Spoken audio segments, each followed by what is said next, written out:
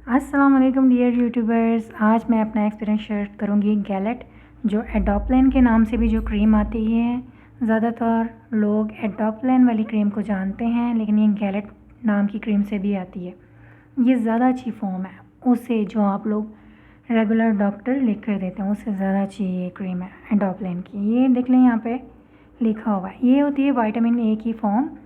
और मेरा तकरीबन 16-17 साल से मैं डॉक्टर के साथ अटैच हूँ और मैं उन्हीं से प्रिस्क्रिप्शंस लेती हूँ।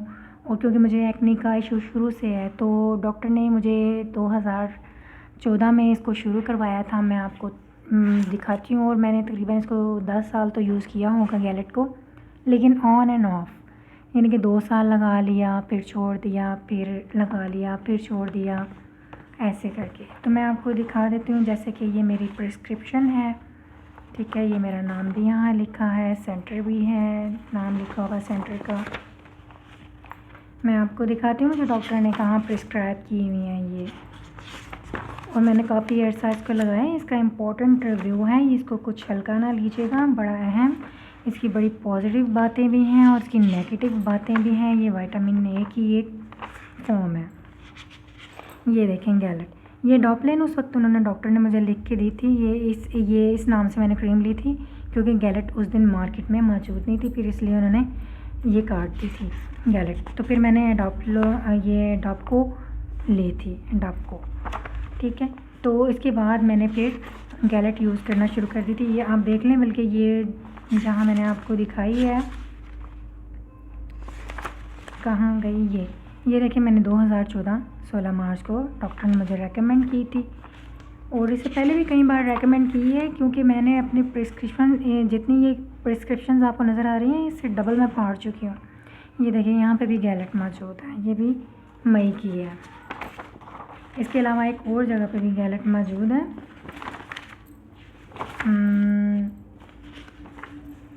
चलें, फ़िलहाल मुझे नज़र नहीं आ रहा। 3-4 जगहों पे गैलेट लिखा हुआ है और ये डॉक्टर की सारी प्रिस्क्रिप्शंस हैं, ठीक है। इनको रखते हैं साइड पे, करते हैं अपना एक्सपीरियंस शेयर।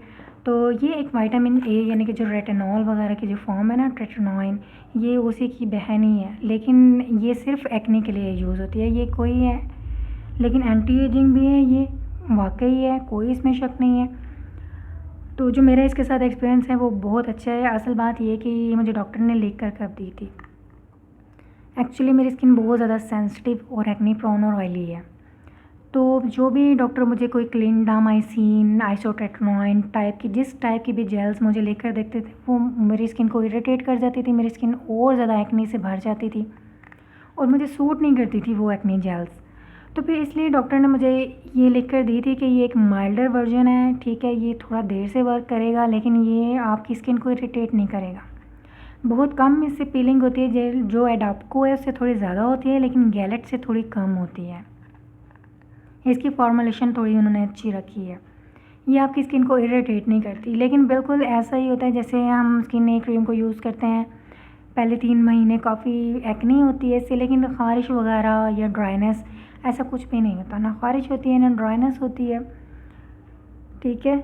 और ना ज़्यादा पीलिंग होती है, हल्की फुल्की पीलिंग हो भी जाती है। लेकिन ये ब्लैक हेड्स वाली एक्ने जो होती है ना, उसके लिए सबसे बेस्ट होता है। आप खुद देखकर हैरान हो जाते हैं कि आपके चेहरे पर जब आप सुबह उठते हैं तो वाइट एंड ब्लैक हेड्स निकले हुए होते हैं, लेकिन इसका असर आपको, जो रिज़ल्ट है वो आपको 3 महीने से पहले नहीं आपको मिलता।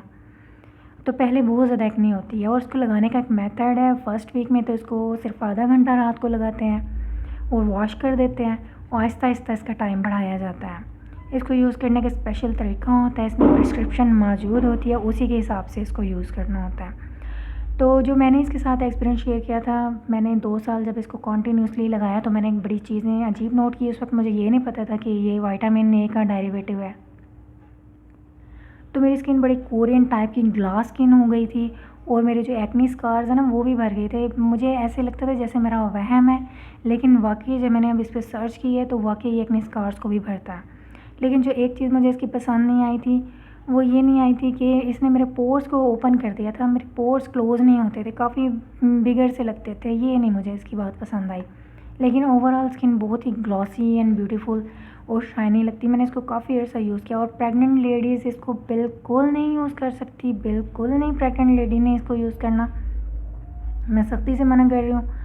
और इसको लगा कर कभी भी डे टाइम में लगा कर इसको धूप में नहीं जाना। जैसे ही आपने मॉर्निंग में उठना, फटाफट आपने धूप निकलने से पहले ही मुँह धो लेना और धूप में नहीं जाना। मेरे साथ क्या हुआ था कि मुझे इसका बड़ा ग्लॉसी सा रिज़ल्ट आता था, तो मैं इसको सिर्फ अपनी एक्ने पे नहीं लगाती थी, मैं इसको अपने फोरहेड पे भी लगा लेती, आंखों के पास भी लगा लेती थी, बहुत आंखों के करीब लगा लेती थी। तो एक बार ऐसा हुआ कि मैं अचानक से सुबह 8 बजे उठ के सनलाइट में किसी वजह से मुझे जाना पड़ गया और मैं मुंह धोए बगैर चली गई थी। और सनलाइट सिर्फ 10 मिनट मेरे चेहरे पे पड़ी होगी सुबह 8 बजे की, और सर्दियों का मौसम था। और अचानक से मेरी जो आई बैग वाली जगह है यहाँ पर ये क्रीम लगी हुई थी, रेडनेस होना शुरू होगी। 2-3 दिन तक रेडनेस रही और अचानक से वहाँ से मेरी स्किन उतर गई, इतनी मोटी लेयर मेरी उतर गई, वहाँ से मेरा गोश्त स्किन से निकल आया और फिर उसके ऊपर इतना मोटे से क्रेंड आए और उसके ऊपर मैंने बेटनोवेट लगा के और उसका बेड़ा गर्क कर लिया। फिर मैं डॉक्टर के पास गई, उन्होंने कहा बिल्कुल बेटनोवेट नहीं लगानी थी आपने, और आपने इतने करीब लगाया ही क्यों इसको। मेरी स्किन बर्न हो गई थी, मेरी स्किन निकल गई थी और मैं इतनी घबरा गई थी। इसके बाद उन्होंने मुझे पॉलीफैक्स सजेस्ट की थी, मैंने पॉलीफैक्स लगाई। फिर उससे मेरा आहिस्ता आहिस्ता ज़ख़म हील होना शुरू हुआ और तकरीबन उसका जो मार्क था वो 1 साल लगा उसको मार्क को हील होने में। और अभी भी अगर कोई भी मुझे धूप वगैरह में टैनिंग वगैरह हो तो वो निशान मेरा विजिबल हो जाता है। जब मैंने स्किन क्रीम यूज़ करना शुरू की थी तब भी वो मेरा निशान विजिबल हो गया था, लेकिन वो फिर टाइम टू टाइम फेड हो जाता है जब मैं क्रीम्स वगैरह यूज़ करती हूँ। लेकिन ये कि वो एक लाइफ टाइम के लिए एक मेरी जो है ना गलती थी जो मुझे भुगतनी पड़ी, इसलिए मैं आपको सख्ती से मना कर रही हूँ कि आपने सुबह सुबह उठ के धूप निकलने से पहले ही मुँह धो लेना अगर आपने यूज़ करनी है। रिज़ल्ट इसकी एक्ने वालों के लिए आउटस्टैंडिंग है और कोई इरिटेशन नहीं करती जैसे कि आम तौर पे एक्ने क्रीम्स इरिटेट करती हैं। और इसकी एक बात मैं आपको ये भी बता दूँ कि इसको प्रेगनेंसी में भी मुझे तब नहीं पता था कि इसको यूज़ नहीं कर सकते और मैंने तब भी इसको यूज़ कर लिया था। तो लेकिन मैं कि उस वक्त मैं अलर्ट हो चुकी थी कि इसको मैं रिमूव बहुत जल्दी सुबह कर लेती थी। तो सन ब्लॉक भी मैं लगाती थी और मैं इवन कि 10 मिनट की अगर कहीं वॉक पर गई हूँ धूप में किसी वक्त, तो मैंने देखा कि मेरे चीक्स पे ना ब्राउन ब्राउन से पैचेस पड़ना शुरू हो गए। प्रेगनेंसी की बात कर रही हूँ। तो मुझे समझ नहीं आया कि मुझे क्यों ये पैचेस पड़ रहे हैं, शायद प्रेगनेंसी की वजह से पड़ रहे हैं। लेकिन अचानक मुझे ख़्याल आया कि मैं ये गैलेट यूज़ कर रही हूँ और जब मैंने इसको छोड़ा तो वो मार्क ऑटोमेटिकली ख़त्म हो गए ड्यूरिंग प्रेगनेंसी ही।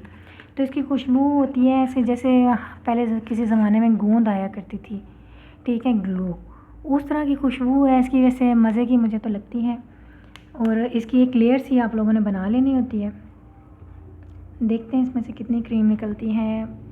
ये ऐसे वाइट कलर की क्रीम होती है, एक लेयर सी लगा लेनी होती है। मसाज वसाज नहीं करना होता आपने, बस ऐसे लगा के छोड़ के स्टार्ट में आधा घंटा और फिर टाइम बढ़ाना होता है, ऐसे इसको लगाना होता है। तो अगर मेरी वीडियो पसंद आए तो लाइक कीजिएगा, मेरे चैनल को सब्सक्राइब कीजिएगा। अगर कोई भी इससे रिलेटेड इन्फॉर्मेशन चाहिए तो मेरे चैनल को सब्सक्राइब कीजिए और कमेंट सेक्शन में लिखिएगा, मैं आंसर ज़रूर कर दूँगी। अल्लाह हाफिज़।